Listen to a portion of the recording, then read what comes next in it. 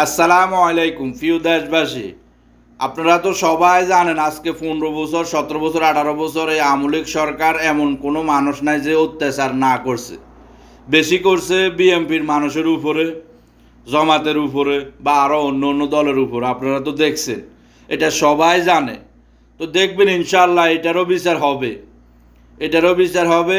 আমাদের এখন জরুরি হয়েছে আমাদের দেশমাতা, আমাদের সবার মা, প্রধানমন্ত্রী খালেদা জিয়ার সুচিকিৎসা ও সুস্থ কামনা করে এখন আদালতে হেরে মুক্তি করা হয়েছে। চাই দেশে চিকিৎসক, চাই বিদেশে চিকিৎসক, ইনশাআল্লাহ আমাদের দেশ নেত্রী বেগম খালেদা জিয়ার সুচিকিৎসা বা সুস্থ আমরা কামনা করি।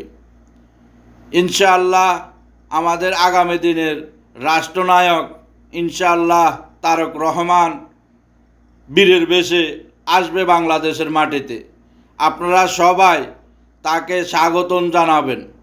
দেখবেন ইনশাআল্লাহ এই বাংলাদেশ অনেক সুন্দরভাবে চালাবে, অনেক সুন্দরভাবে ইনশাআল্লাহ দেখবেন এই বাংলাদেশ সুন্দরভাবে চলবে।